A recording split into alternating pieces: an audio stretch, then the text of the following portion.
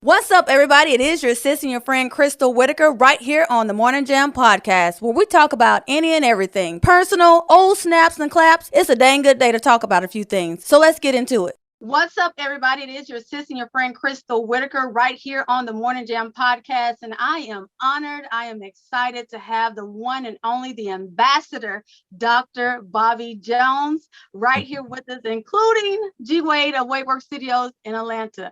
Hello, Dr. Bobby Jones. How are you? Hello, Crystal and C. Wade. Pleasure to see you. It's been some years. I met you a few years back at one of the events here in Atlanta. And, I was honored at that time to meet you. And, I often throw back that picture that we took and post it on social media. I don't want to see it. Oh, you looking good. You were looking real good. Okay, well, thank you. Thank you, man. Yes, it's such an honor to have you. I have been watching you since I was a little girl, from the BT, and all of that, from the Bobby Jones show. I mean, from all these artists that you have definitely helped and just inspired to grow and just become who they are, amazing artists. So, and they started on your platform. So let's take it back just a little bit about how BET, the Bobby Jones Gospel Show, got started. Well, it started because I had a little show going on in Nashville called the Nashville Gospel Show. And it was a half-hour show, and that was the time when Blacks were not on television, so affirmative action was in place. So we went to them and to one of the local NBC affiliate stations and told them that we had a show that we think we'd like to do, and I think your audience would love it. And make a long story short, they said yes, and that was in 1976. Nashville. Yeah, and then that was for the local show, and then a couple of my friends went to the NAFTA convention down in New Orleans, Louisiana, and they took a copy of the show. And who would ever thought Bob Johnson was down there looking for shows, because there were no Black shows available. And that God happened to place my show down there, so he saw it, and he got the number, and he called me and said, Bobby Jones, we'd like to do your show on our new cable network. I said, okay, what is that? He said, well, I'm going to start a cable network show, and it has satellites up in the sky, V5 or whatever it was. I said, yeah, outside of Nashville, sure, we do it, And we did, and that was history, and that was in 1980. That's when I started with Bob Johnson. First show on there, helped him to start the network. A lot of people didn't know that. Yeah. Wow. And you said 1980. I was born in 1981. So it's almost been 40 years. Look at me dropping my head. I'll be 40 on Monday. So it'll be almost 40 years for you. So how do you feel about how the change of the music industry has started, even now with radio and everything is going online and stuff? So how do you feel about the change? Well, I'm excited about it, really. I mean, it just all of a sudden looked like it just came on, Yeah. And I'm excited to see what's going to happen with it. I'm not quite in it yet myself because I'm not as computer savvy as I would like to be. Kids your age, you all know all the buttons to push. And everything. I am not that tech savvy. I'm not. So is that why you have somebody helping you with it? Exactly. Good for you. Yeah. But that's how it got started. I said yes to him, and we took it, and man, who would have ever thought it, I know, really. Yeah.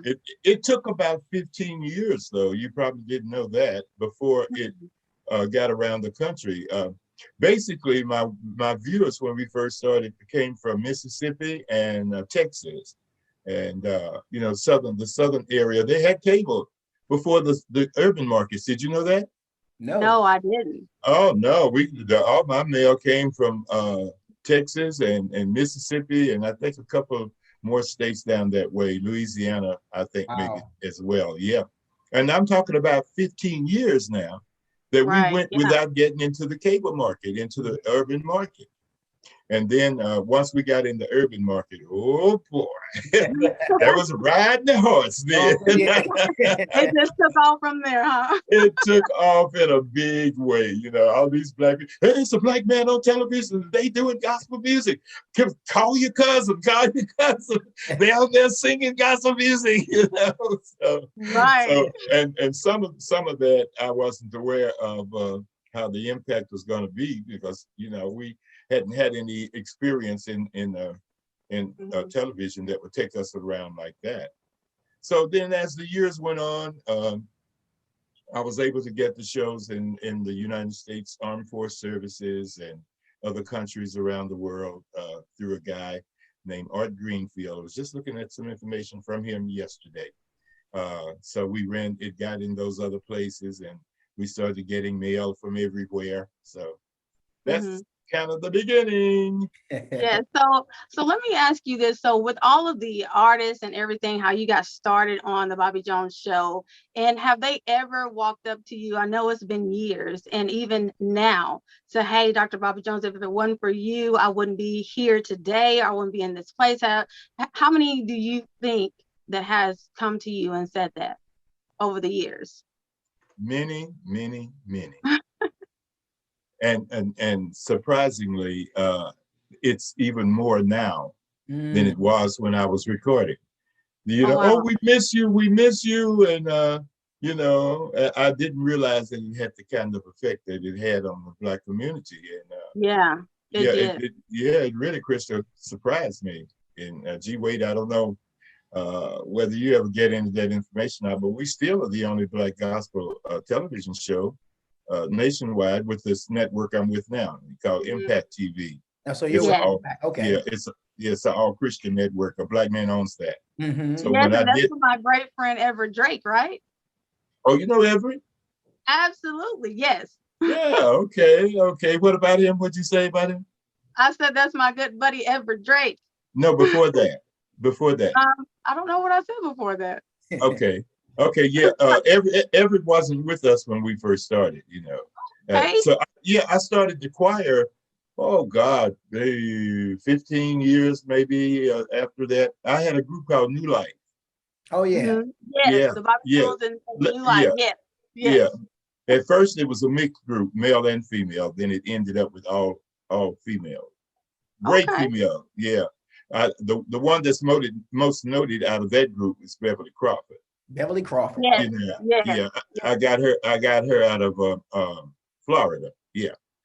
She came out Beverly Crawford, man, she can sing the house down. Like, and that's with your show, the Bobby Jones Gospel Show was just like one of those shows that everybody woke up every Sunday morning looking forward to seeing and like shouting before, you know, really getting in the presence of God, but really before even getting to church. For me, in my household my mom had 12. I'm number 11 out of 12 siblings. We were all was just so just elated by your platform and how God used you to just move different people, even younger people like me, you know, and just really touching the hearts and still, like you said, continue to do that. And so I am truly grateful and honored to even have you, just to speaking with you today. It's an amazing thing. Look at this. 1 year old when we started, and now here you are interviewing me. How about that?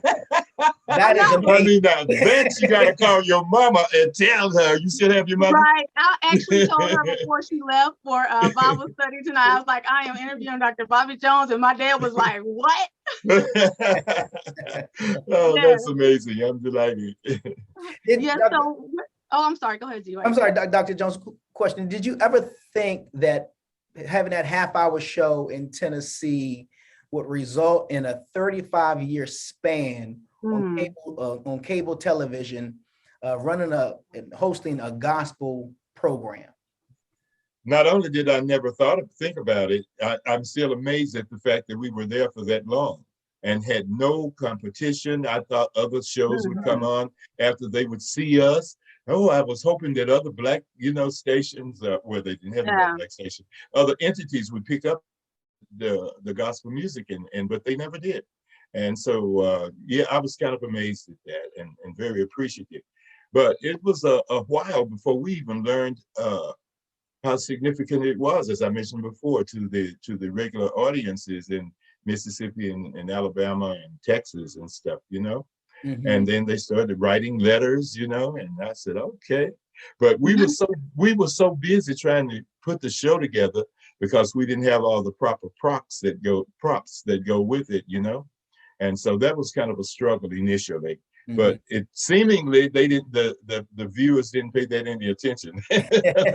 they were more concerned about the music and interested in who was coming on, you know. Absolutely. So it wasn't until, let's see, maybe in 91, we started bringing wholesale prominent gospel artists on the show after we went to urban television, because the other artists that came were unknown, so to speak. Right. And I kept that practice going of bringing artists that weren't known on the show. And that's really what kept the show alive and made it interesting, because it didn't have to be a Billboard person on Billboard or all those great places where it was announced that they are number one, number two. I said, do you sing? You sing for Jesus? Come on, let's do the show. And they came looking like everything. But you know, but people said, you know, to themselves, I think, well, look, they're doing it. If they can do it, we can do it. Let's write him. Let's call him. Let's see if he'll have him. And as much as we had space, I would say, yeah, come on, you know. And that's amazing. I love it. You have inspired so many people. I know from Kirk Franklin to I got a list of names here. Ty Tribbett, like you said, and BB and CeCe Winans. So when you see CeCe, tell her she has a huge fan. Crystal Whitaker is a huge fan of hers. Yeah, she lives in this city. I'm in. Oh, awesome. Yeah, she has a church here. She's a pastor now. Yes, she is. Listen, she and BB and two of their sisters all moved to Nashville, you know, and they've been here for a long time. I don't know what brought them out of Detroit, but yeah, Angie and Debbie, that's their sisters. Angie and Debbie, yeah. Yeah, they got married, you know, they found him a Tennessee man, and I know, okay, then. Yeah, so they both, all four of them came on to Nashville. So with the different genres that's now in the gospel industry, how big of a difference is it from when you were bringing in different artists to now? Well, we had some contemporary artists in the beginning, but nothing like it is now. I mean, it's a shocker to me now what's going on. But I think it's very helpful that young people will at least sing praises to God and recognize him, and maybe get other ones to do it. I'm not too much into some phases of it, but you know, God taught me a lesson. You know, whatever comes out to praise me, accept it. That doesn't matter about the form. Amen. It can be any. I doubt that he cares about any kind of, whether it's rock and roll gospel. It's just so it's uplifting him, you know. Right. So I had to adjust to that, you know, because I wonder what y'all doing, you know. Look at the hair and the tight clothes and all the strange things that come on with jeans and stuff like that. You know, I wasn't used to that. You know, give me my jackets and my glitter.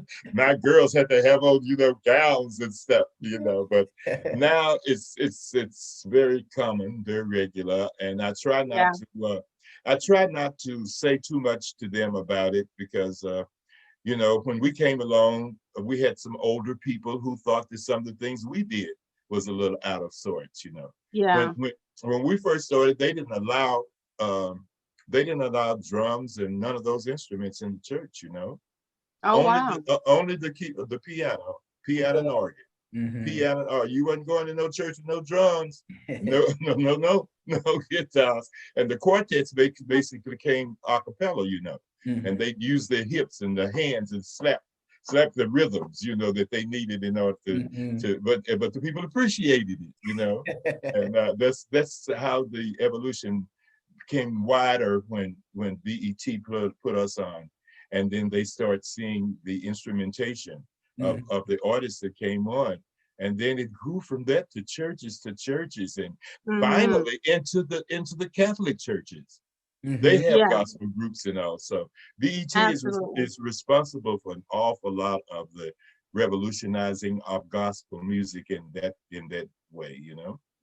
Yeah, we have all thanks to you too for allowing the platform for different artists and different genre of music to be able um to express how they feel about God, to just really, like you said, if he's praising God, that's really what matters the most. And um I was talking to G Wade earlier and was just mentioning the difference of how music has changed and how we, judge different, genres of music in different churches. And maybe it's Christian, maybe it's out of, people that don't know God, don't know in the realm of Christianity, or just maybe just religious, of how we should approach different ones. And I think your show brought the light into different homes on that platform. If it wasn't from the word of God speaking, it was through song.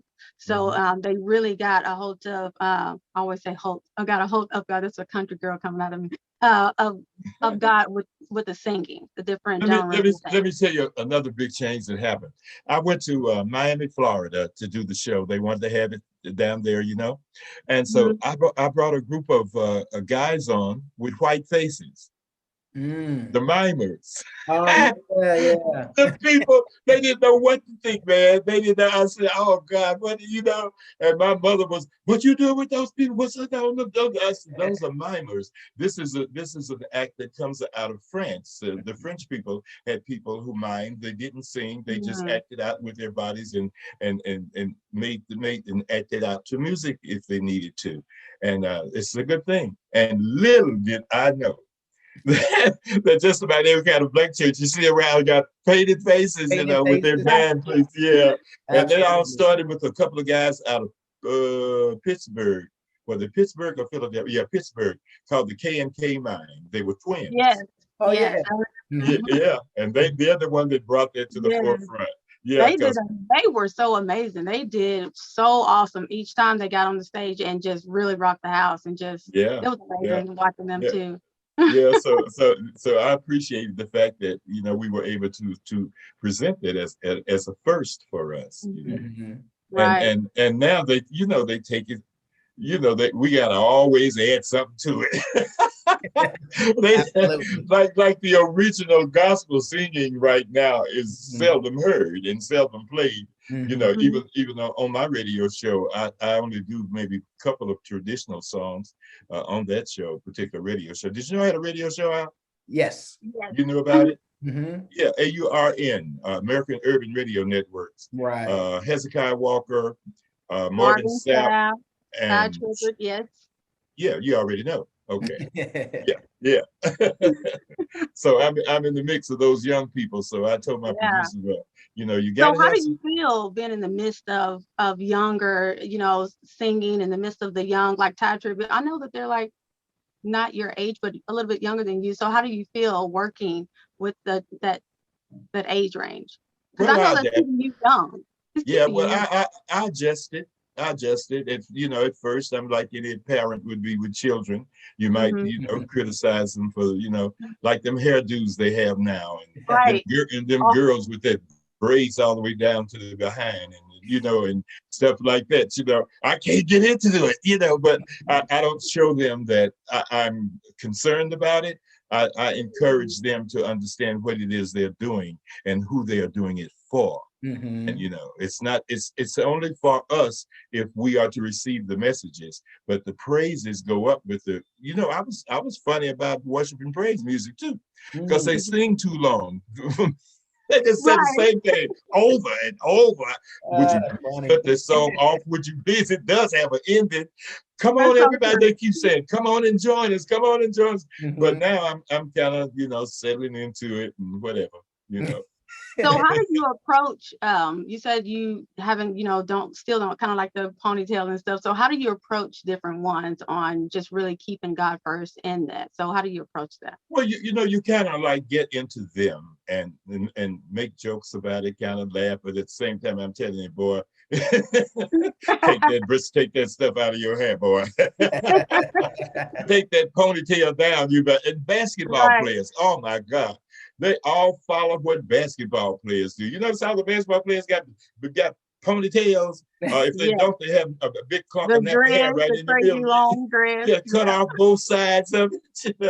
So they get that, So if that's what it takes, what difference does it make, Absolutely, just so they know God. That's the most important thing. That's true.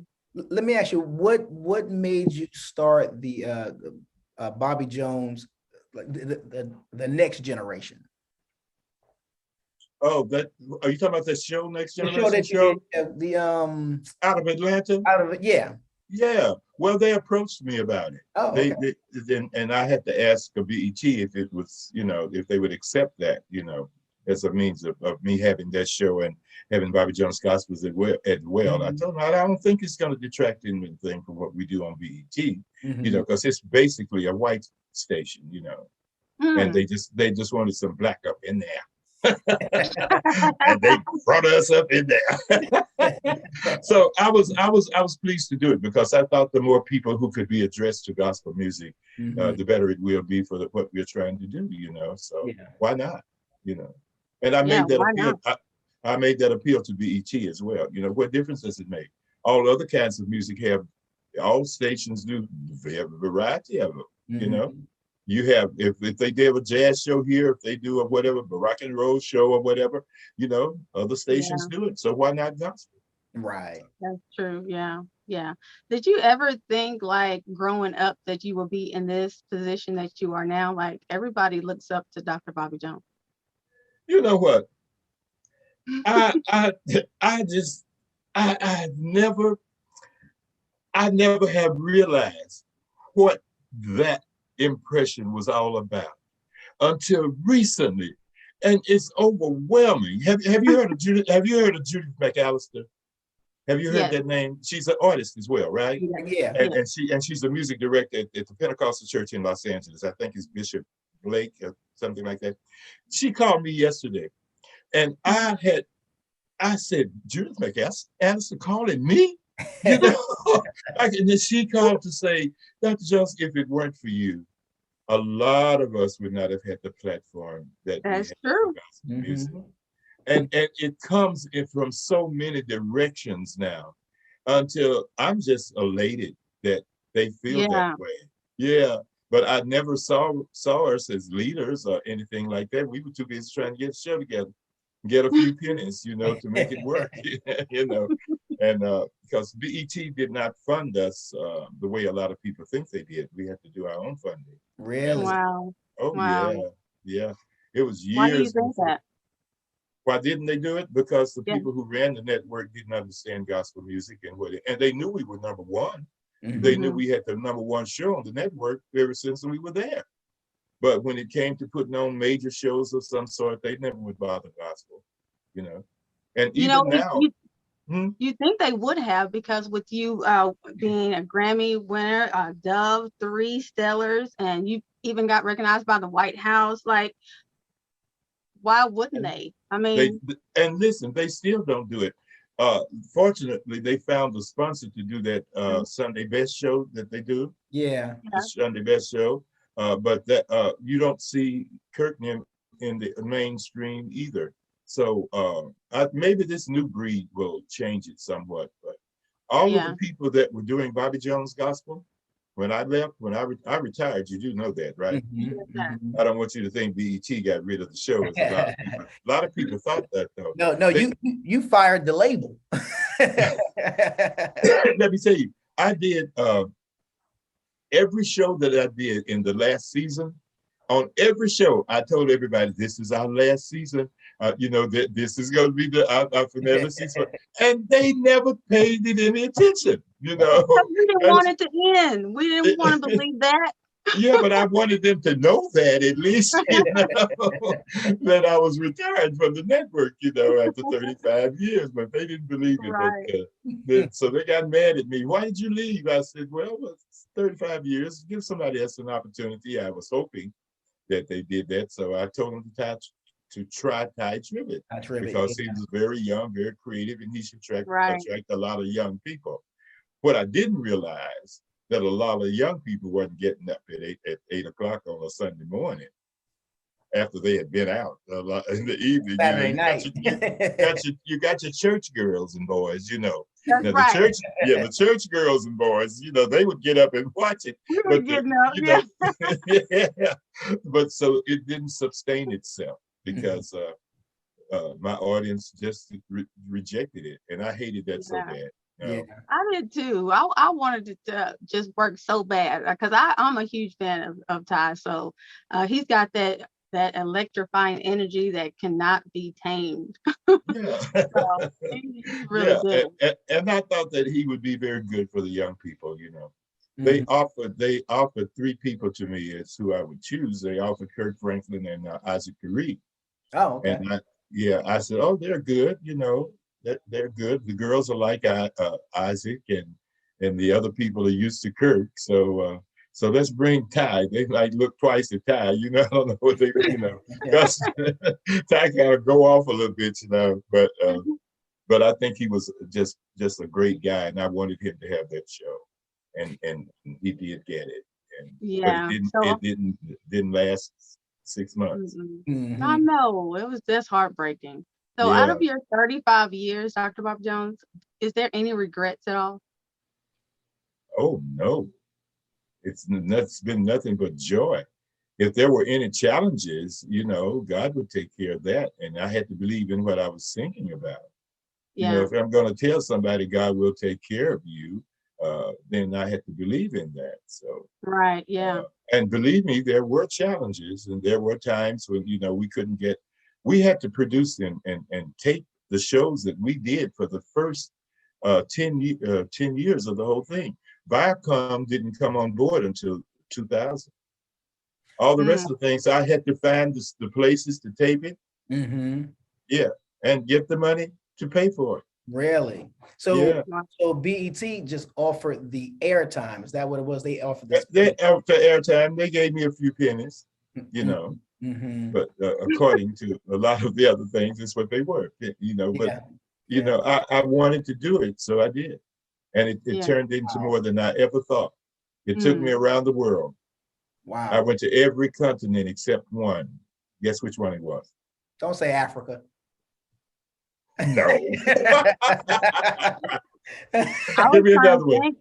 Well, I'll just say it was Antarctica. And oh wow, okay. That cold weather. I don't know. Cold weather, I don't do cold weather at all. That is not. Yeah, but I was blessed to, you know, to go to do that, and man, it's just been marvelous. Became an ambassador to 2 nations, a real ambassador. You know, when people hear it, if they don't listen closely, you know, some of us don't listen no way. Oh, he's the ambassador of gospel music. I said, I'm ambassador of a nation. There's a big difference. You know? But how did you get it? Did it go through the government? No, it didn't go through America. It brought the nations themselves appointed me as their ambassador for their nation. They wanted me to help to bring tourists to their, you know, to their islands. Yeah. And the first one was called Dominica. Okay. A lot of people got that mixed up with the Republic. Yeah. And the other one was the Bahamas. So both of those asked me if I would become it. And then what I did was bring a lot of people to the islands for real. Okay. And help them with the economic development. Yeah. That's amazing. Yeah, that was truly amazing to me. I thought that was one of the greatest gifts that I could get out of the whole situation, was to become an ambassador of both of those nations. Yeah. So go ahead. I'm sorry. No, you go ahead. So looking back over the 35 years, what would you say was your greatest achievement? Oh, let me see. The greatest achievement, looking at it as a set aside individual situation. Let's say one of the most electrifying one and scary at the same time was when I had Louis Farrakhan on the show. It scared me to death. It scared me to death. I said, Mr. Johnson, Louis Farrakhan called me and asked if he could be on my show. I said, I had to come and ask you, you know, if because he's Muslim, I didn't know whether you would want that or not. He said, hell no, I don't want him on the show. I said, oh my God, okay.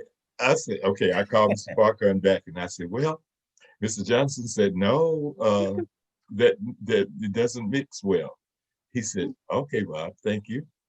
He said, I'll call you later, Mr. Farrakhan. And the next 2 or 3 days, I went to the Gospel Music Workshop of America. I was in New Orleans. That's when they had it. Early that morning, here comes the phone ringing. Who is it? Oh, it's Bob Johnson, Bobby Jones. How you doing? I'm doing fine, sir. How you doing? He said, well, I've changed my mind. You can have him on your show. I said, wait a minute. I didn't ask him to come do the show, so don't mess with the show on my card. You know, he said, no, not that. So Louis Farrakhan had called him. He knew what to say to him, right? And so that was really kind of exciting experience. And then I thought, well, this is going to make good news. Bring Farrakhan on a gospel show, you know, we're going to get a lot of visibility out of this guy. You know, I'm thinking that way, you know. So, and it worked. And Louis Farrakhan and I are friends to this day. I mean, friends. You know, he respect my religious beliefs and I respect his. Yes. And when he have activities in varying cities, I go to them. Why not? It doesn't bother me. I'm not going to be changed and he's not going to be changed. So we expect, you know, and we are really good friends. And so that was, I would say, one of the most exciting experiences that I had. But, you know, a lot of the major artists that came on the show were also, and it was so many of them, you know, I think probably, if you remember when Fantasia came on and when Patti LaBelle came and Dionne Warwick and the Whispers and Howard Hewitt and just, you know, they just started coming. And I said, oh my God, yeah, you know, come on.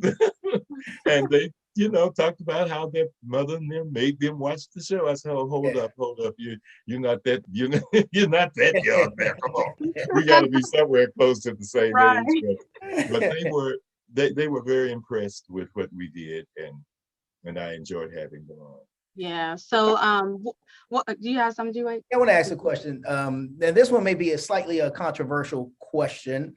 There was a bit of controversy that happened a few years back. I think it was 2019 Dove Awards, where they kind of redacted or altered some of Kirk Franklin's speech in regards to the death of Tatiana Jefferson.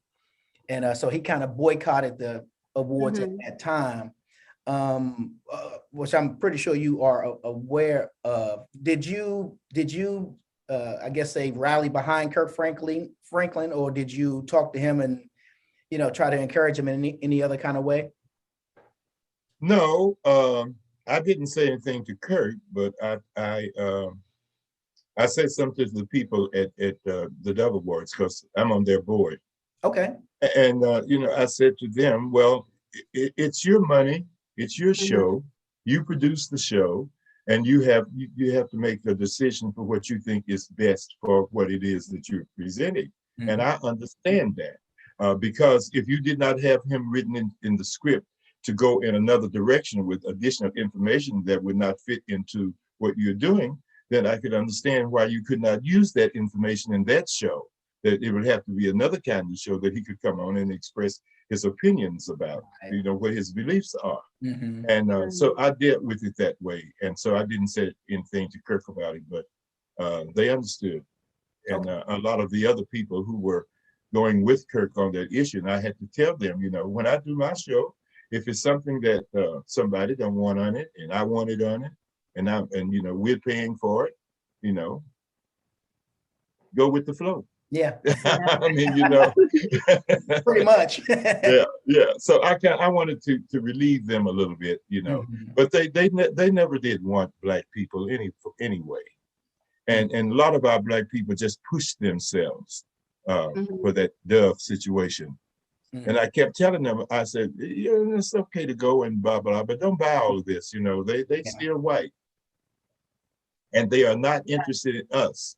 They're interested in what they do.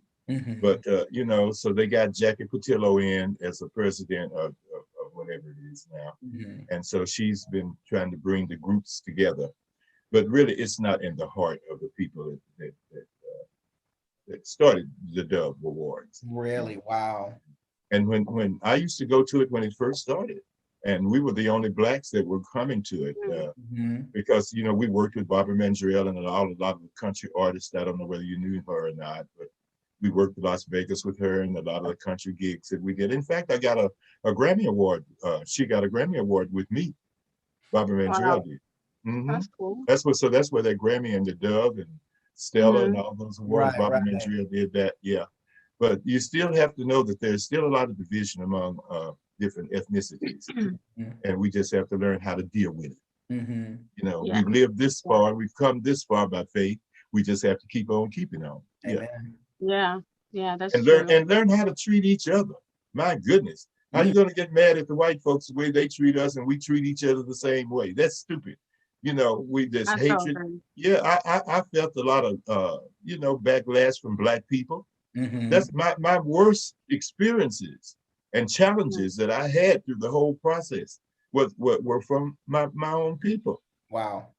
Jealousies.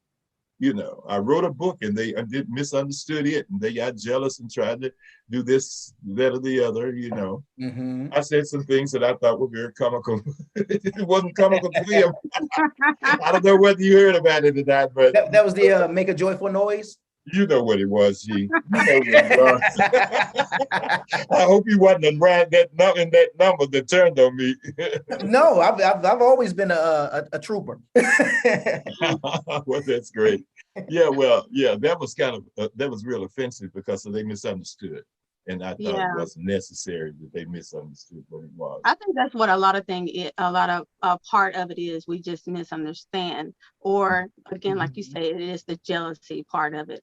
And I just really hate it too, because you have been such an inspiration to so many people, and not only just in the Black genre, the Black race is all race, and you have really set a platform for everyone. I even looking back now, like I said, it's been 40 years. I will even remember just waking up, having that okay, mom come in and just say, okay, girl, it's time to get up, or time to hurry up and get dressed, and we're still sitting there watching the Bobby Jones show. I mean, you have set such a high standard for so many people, and even the way we dress, the way we carry ourselves. I remember me and my sisters coming on to your show and singing in Nashville multiple times. And I remember you saying, so, hey, okay, these country girls from Arkansas, and you look down at our shoes, and we had the same color shoes, but different styles. And you said, y'all don't have matching shoes in Arkansas? Did I do that to you? Really God. It was really great. It was really great. And that has been, we will never forget it. Even though we were being funny and everything, it was a great moment that we never forget. When we will never forget how much of great of an impact that you've been on for so many people. Do you still sing together? Yeah. Well, we don't sing anymore, but we just stopped singing. Stopped singing. Did? Oh, wow. Okay. Yes, pretty girls, G. Did you know them? I know them now. Okay. I didn't know them at that time. I see. Okay. Yeah. Do you still have your go ahead. Sorry. Do you still have your production studio Visions? Oh no, I had to get rid of that place. Really? Yeah. Okay. Yeah, that didn't work for me. That was an investment where I could have saved, but it was a good experience, however. I accomplished some of the things that I wanted to, but I didn't have enough funds to do all the things that needed to be done, so I let that go. Okay. And I had to find another place to do it with. When you have to look for your own sponsors and things, it makes much more. Yeah, it makes a big difference. A little bit more uphill. yeah, tremendously. Yeah, but I never stopped. Seemed like God always opened the door for me. When things got rough, I prayed about it and looked around, and He done changed everything. So, even when I decided that it was time for me to go from BET, little did I know that there was an undercurrent of negative situations and change that was going to happen at BET. Little did I ever know that. So I said, well, Jesus, look what you did for me.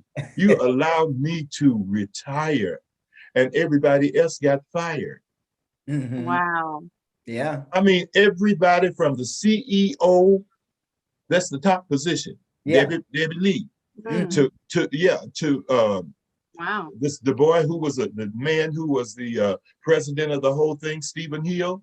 Stephen. I Oh, went, well, yeah, that's right. Stephen Hill got let go. And He- then I heard, oh. how could that be, And Mhm. then Of a there was scratch and hit moment. all of the vice presidents, everything that was connected to what we did, Mhm. every one of them. Wow. Wow. Every one of them. And you Mhm. don't see no gospel until you see a Sunday best thing, Mhm. They don't have Sunday gospel. I was hoping that they would bring some. Why not? Yeah, I absolutely. wanted somebody else to come on, and do it, Yeah. The one thing about us, we get so jealous so quick about anybody who's trying to do something to Absolutely. elevate themselves and others. Then So you got true. that other crowd over there want to tear you down, want to call you Mhm. names, and they call me all kind of names and stuff. What's wrong with y'all? Have I exhibited that type of behavior? Right.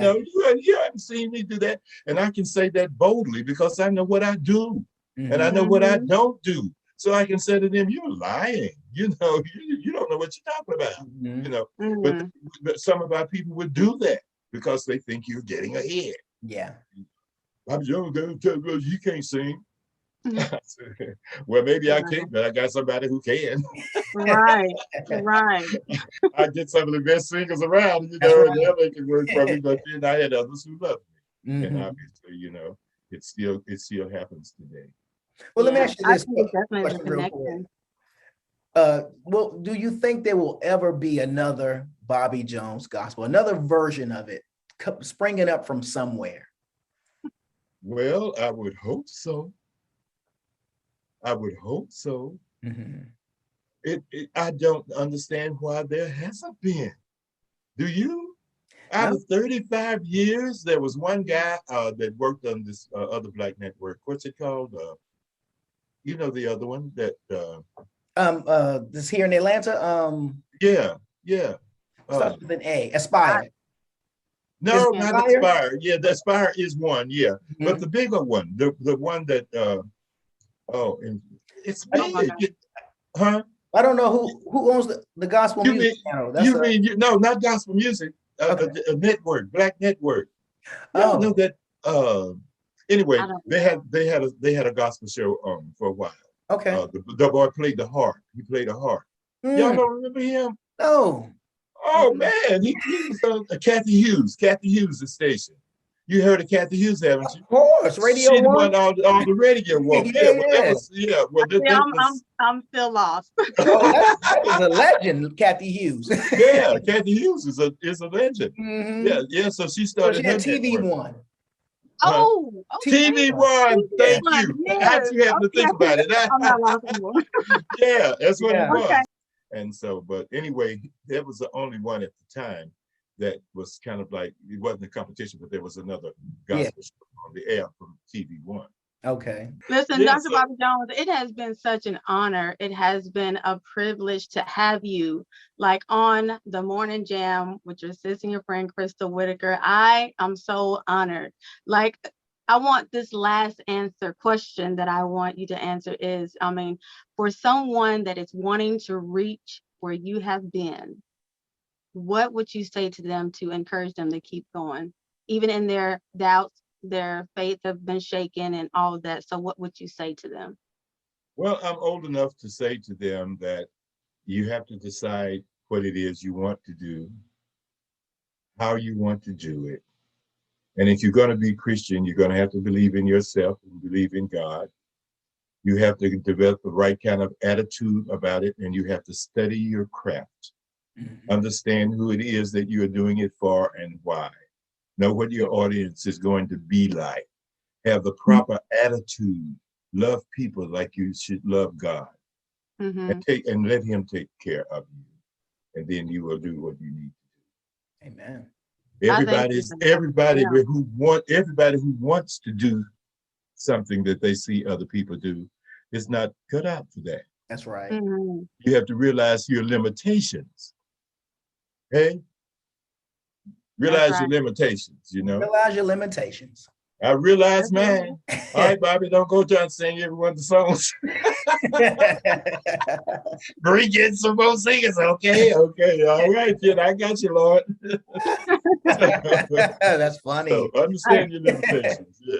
Yes, I definitely I like appreciate that. it. Understand your limitations. Yeah. Yeah. Because that Good just word spoke right to there. me. Because I'm definitely in a transition right now of moving from Arkansas to Atlanta and just really fulfilling what I love to do, which is in fashion and makeup and my podcast and just really doing what I just wanted to grow. So that you really just inspired me to definitely focus on what I want to do and just really, just really learn my craft and really get to know what I know. You know what I'm saying? So it's really great. It's really great. And I appreciate you for everything. Do you have any last words that you like to say? Or No, I think he said it all. That closing line did it for me. Gee, wait, are you in Atlanta?